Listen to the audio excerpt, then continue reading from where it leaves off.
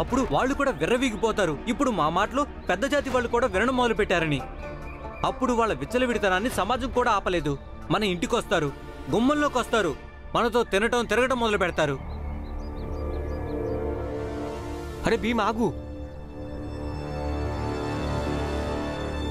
Hey, ఈ కంత్రిగాడి పేరు ఎత్తగానే వచ్చేసాడు చూడండి. దూరంగా వెళ్ళు, పెద్దవాళ్ళం మాట్లాడుకుంటున్నాం కదా. అవును గాని భీమరావు, నువ్వు ఇక్కడికి ఏం పని మీద వచ్చావు? నేను ఒక విషయం చెప్పడానికి వచ్చాను. విషయం మంచిదా చెడ్డదా అనేది ఈ కారణం పైన ఆధారపడి ఉండదు. అది చెప్పింది ఎవరు, ఇంకా చెప్పినవాడు ఏ జాతివాడు అని. నిజానికి ఏ విషయమైతే చెప్పబడిందో దానివల్ల మీలో ఎవరికైనా ఎంత లాభం ఇంకా ఎంత నష్టం జరుగుతుంది అన్న దాని మీద ఆధారపడి ఉంటుంది. సరే సరే, కానీ చిన్న జాతి వాళ్ళు చెప్తే మేమే పని చెయ్యం. దానివల్ల మాకు ఎంత నష్టం జరిగినా సరే.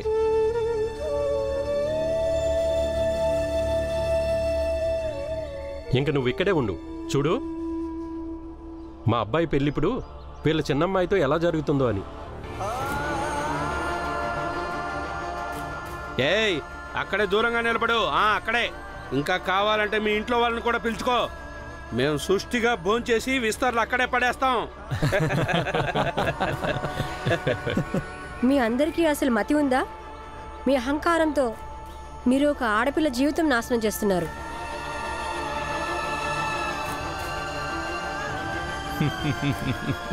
సుధారాణి, మాధవిని పెళ్లికి సిద్ధం చేసి తీసుకురా.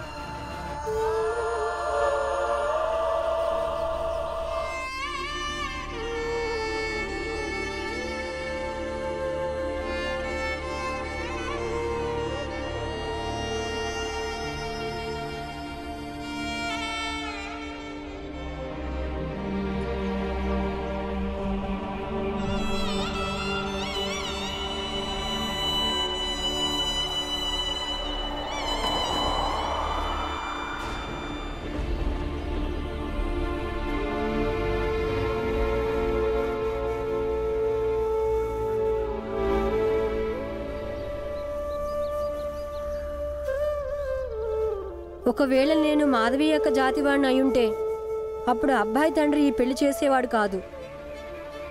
కానీ ఈయన నా జాతి కారణంగా ఇప్పుడు నా మాట వినటం లేదు. ఇదే బాధాకరమైన విషయం భీమ్.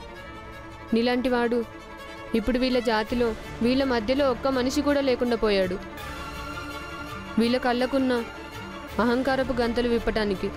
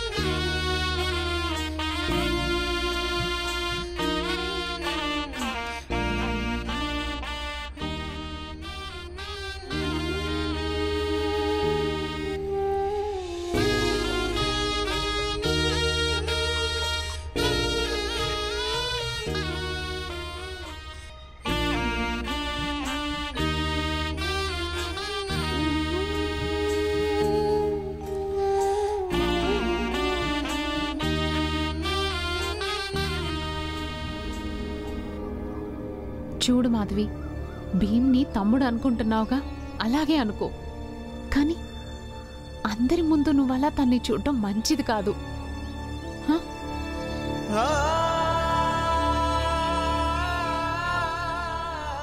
నీ సమస్యని ఇంకా పెద్దది చేయనక్క.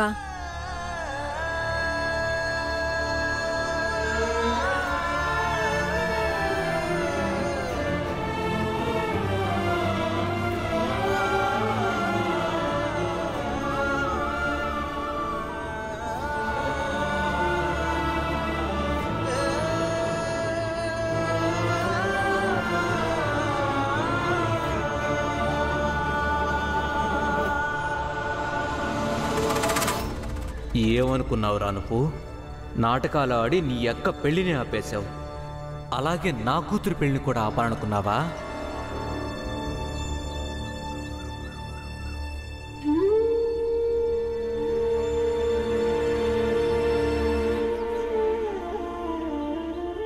భీమ్ భయపడకుండా వాడికి ఏమనిపించిందో దానికోసం వాడు ప్రయత్నం చేశాడు.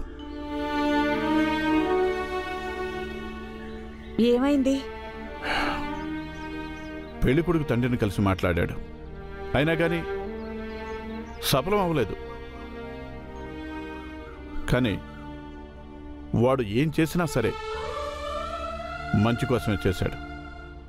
ఇంకా ధైర్యంగా చేశాడు.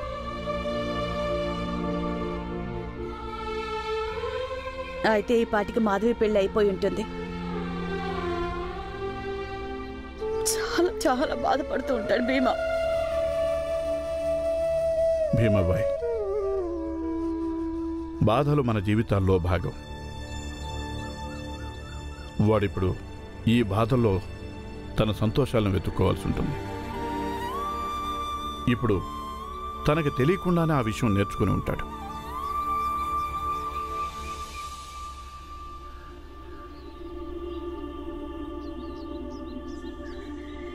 అమ్మా, మాధవి యొక్క పెళ్ళి అయిపోయింది.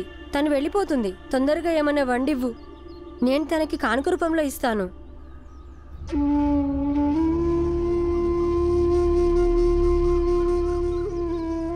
అమ్మా, నువ్వు నన్ను ఎందుకు అలా చూస్తున్నావు? ఎందుకంటే నువ్వు నా కొడుకువి. అయినా నువ్వేమనుకుంటున్నావు? నేను నిన్ను అర్థం చేసుకోలేనా? నేనేం చేశానమ్మా? నేను కేవలం మాధవి యొక్క పెళ్లి ఆపడానికి ప్రయత్నించాను అంతే.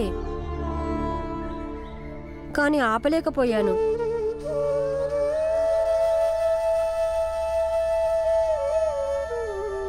కానీ అమ్మా, మాధవి యొక్క పెళ్లి అయిపోయింది. ఇక అప్పగింతలప్పుడు తన తమ్ముడుగా బాధ్యత ఉంటుందిగా. నేను అదే చేయబోతున్నాను. దీనిలో అర్థం చేసుకునేది ఏముంది?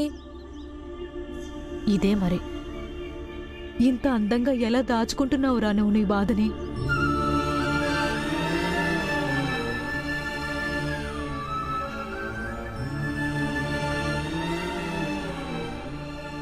భీమ్, నువ్వు నీ బాధని మా దగ్గర దాయగలవా?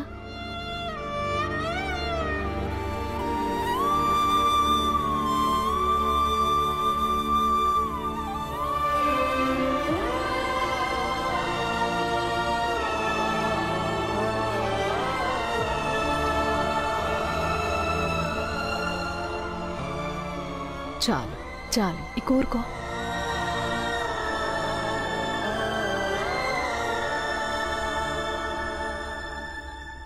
సరే, నాకొక విషయం చెప్పు. మాధవి అక్క కోసం కానుక తీసుకెళ్తావా? అవునమ్మా, బాధపడ్డం నా సొంత విషయం. ఇంకా మాధవి అక్క కోసం కానుక తీసుకువెళ్ళడం నా బాధ్యత. రెండు విషయాల్ని కలిపి ఈ సమయాన్ని వృధా చేయడం బాగుండదు కదా. ఈ విషయం నాన్న నాకు ఎన్నోసార్లు చెప్పారు. అవునా నాన్న?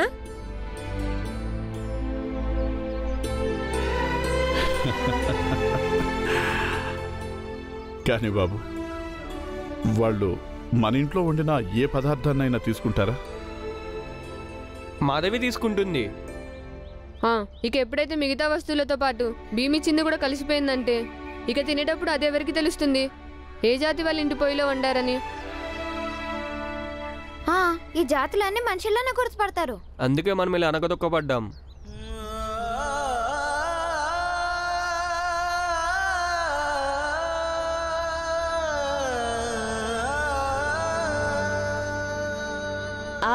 సరే సరే, నేనేదైనా వండుతానులే. అమ్మా తొందరగా, ఈ రోజు 3 గంటలకు అక్క అప్పగింతలు. అప్పట్లోగా అయిపోతుందిలే, ఇక వెళ్ళు.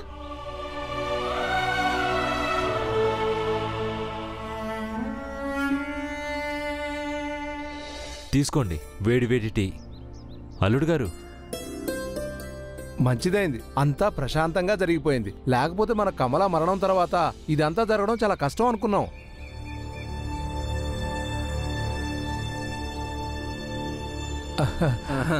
కానీ నేను కేవలం ఒకటే చెప్పగలను, అది కమలా జాతకంలో కేవలం అంతే బతకాలని రాసుంది. నా బిడ్డ ఆయుష్ తీరిపోయింది, వెళ్ళిపోయింది. ఇప్పుడు మీరేమి దిగులు పడకండి. నేను మాధవిలో కూడా కమల శక్తిని నా మంత్రతంత్రాలతో నింపాను. ఇప్పుడు మీ కోడలు ముందుటి కంటే ఎక్కువ భాగ్యశాలి అవుతుంది. ఇక ఏవైతే మీ మధ్య కొత్త బంధుత్వాలు ఏర్పడ్డాయో దానివల్ల కూడా మీ సంబంధం ముందుటి కంటే లాభసాటిగా ఉంటుంది. నాకు కూడా లాభసాటిగానే అనిపిస్తుంది. బ్రహ్మాండమైన మర్యాదలు చేశారు మీరందరూ కలిసి. ఇప్పుడంతా సవ్యంగా ఉంది కాబట్టి నేను అనుకుంటున్నాను, కొన్ని లాభసాటి విషయాలు కలిసి మాట్లాడుకుంటే బాగుంటుందని.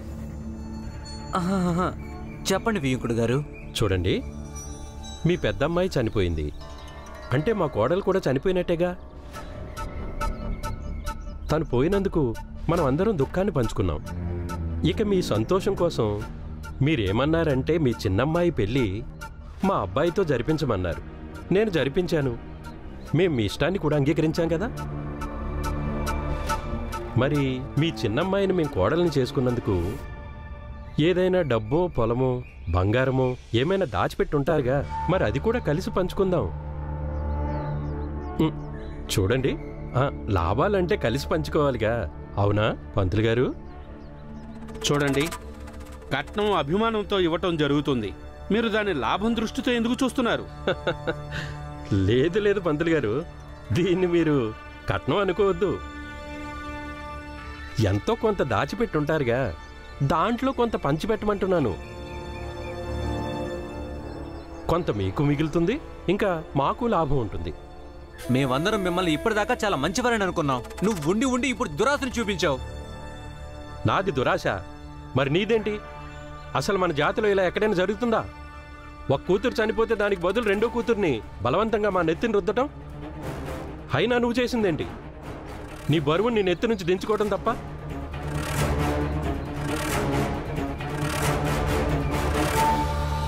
మర్యాదగా చెప్పేది వినండి. ఇప్పుడు ఇది నా కొడుక్కి కొత్త జీవితం, అందుకని మీరు కట్నం ఇవ్వాలి. ఇక కట్నం ఇవ్వకపోతే నీ కూతురు ఎప్పటికీ గడప దాటదు, అర్థమైందా? అప్పగింతలు జరుగుతాయి, అది ఇప్పుడే. అప్పగింతలు ఎలా ఆపుతారో నేను చూస్తాను. అరే ఏంటయ్యా నువ్వు చూసేది? అరే, నలుగురు చిన్నజాతి అబ్బాయిలను అదుపు చేయడం కూడా నీ వల్ల అవ్వలేదు. అన్నయ్య గారు, కోపం తెచ్చుకోవద్దు. మేమిప్పటికీ ఒక కొడుకుని ఒక కూతుర్ని పోగొట్టుకున్నాం. ఇక మిగిలింది దొక్కతే. తన సంతోషం కోసం మా వల్ల ఏమైతే అవన్నీ మేం చేస్తాం. ఏమవుతుంది? ఏం చేస్తావు? ఏం మాట్లాడతావు నువ్వు? అయ్యో నిజమే చెప్తున్నాను. మన మాధవ్ వెళ్ళిపోయిన తర్వాత మనం ఈ ఆస్తి ఏం చేసుకుంటాం? ఉన్న దాంట్లో కొంత అల్లుడికి ఇవ్వండి. సోదరా, వదిన చెప్పింది నిజమే. నీకున్నది అల్లుడికిచ్చేయి. చూడండి, మేము ఎక్కువేమీ అడగలేదుగా. మీ ఇల్లు వాకిలి అమ్మేసి మాకు డబ్బులు ఇవ్వమని. మీ చిన్నమ్మాయి పెళ్లి కోసం ఏదైతే దాచిపెట్టారో దాంట్లో నుంచి ఎంతో కొంత మాకు ఇవ్వండి చాలు. ఎలాగూ మీ అమ్మాయిని అత్తారింటికి పంపించాల్సిందే, మీరు ఖాళీగా పంపిస్తారా? పైగా ఇప్పుడు మేము మా కొడుకుని తీసుకెళ్ళిన తర్వాత మా ఊరి వాళ్ళు అడుగుతారుగా కొత్త కోడలతో పాటు లాంఛనాలు ఏం తెచ్చారని. అప్పుడు మేమేం చెప్పాలి? అది నిజమేనండి. మీరొకసారి లోపలికి రండి. అరే మీరు కూర్చోండి. మీరెందుకు ఆవేశపడుతున్నారు? కూర్చోండి కూర్చోండి.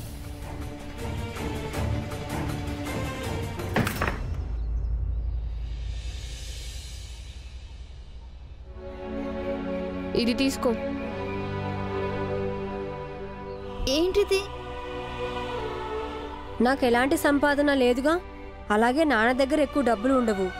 అందుకే వెండి బంగారు నగలు తేలేకపోయాను. కానీ అమ్మ ప్రేమతో పిండి వంటలు చేసింది. అత్త బియ్యం ఇంకా బెల్లంతో పాయసం వండింది. ఇంకా మంజులాక్క కూడా తనకు నచ్చిన పిండి వంటలు చేసింది. అన్నీ తిను. ఇంతకన్నా మంచి బహుమతి ప్రపంచంలో ఇంకెక్కడో దొరకదు. ఎందుకంటే ఇది ఎంతో మంది ప్రేమతో వండిన పదార్థాలు. ఇక మేము వెళ్తామక్క. ఎవరైనా చూశారంటే సమస్య అయిపోతుంది. ఇక అదీ కాక నీ అప్పగింతల సమయం అయింది. ఇప్పుడు అత్తారింటికి వెళ్ళు. సంతోషంగా ఉండక్క. అయ్యో అక్క, ఎందుకు ఏడుస్తున్నావు నువ్వు? నేను ముందుగానే తెలుసుకున్నాను. మీ అత్తారిల్లు ఇక్కడి నుంచి ఎక్కువ దూరం ఏమీ లేదు. నీకెప్పుడు రావాలనిపిస్తే అప్పుడు వచ్చేయి. ఒకవేళ నేను గుర్తుకొస్తే అప్పుడు కబురు పంపించు, నేను వస్తాను. ఇంకా భీమ్ స్కూల్కి కూడా ఆ దారి నుంచే వెళ్తాడు. అప్పుడప్పుడు దారి తప్పి మీ ఇంటి ముందుకి కూడా వస్తాడు. అవునా భీమ్? అవును.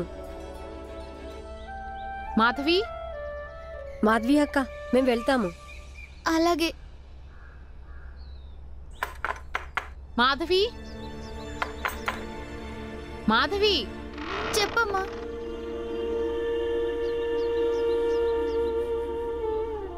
రామ్మా. ఇక నీ ఇల్లు వదిలి వెళ్ళే సమయం వచ్చింది.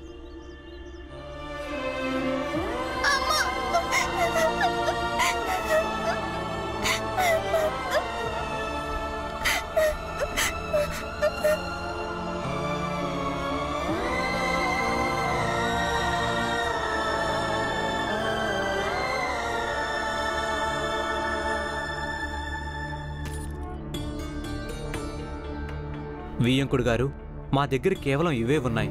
వీటిని స్వీకరించండి. సరే.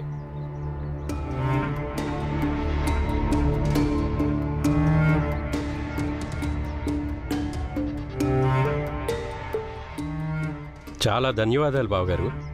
ఇప్పుడు మీరు వెళ్ళి మీ అమ్మాయి అప్పగింతలకి ఏర్పాట్లు చేసుకోండి.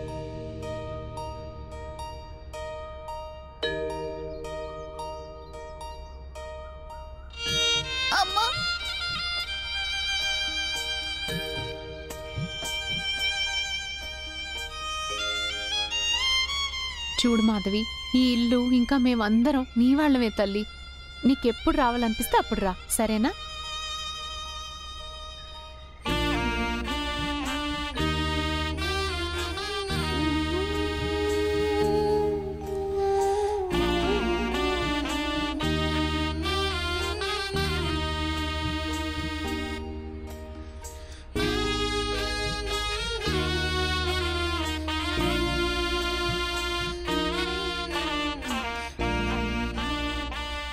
సుఖంగా సంతోషంగా ఉండు.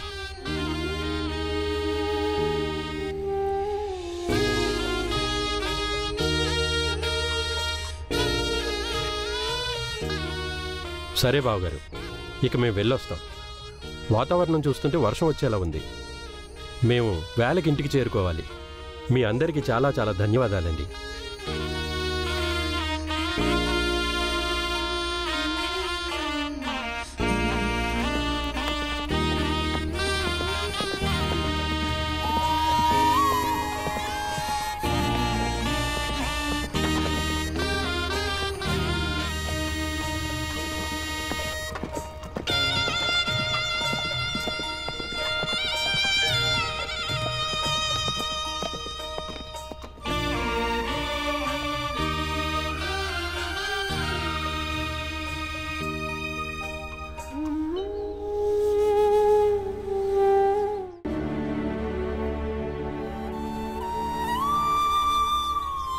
బాబాయ్, అక్కడే ఆగు.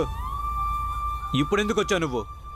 చూడండి, నాకు తెలుసు మీ ఇద్దరికీ నాతో ఎలాంటి సంబంధం లేదు.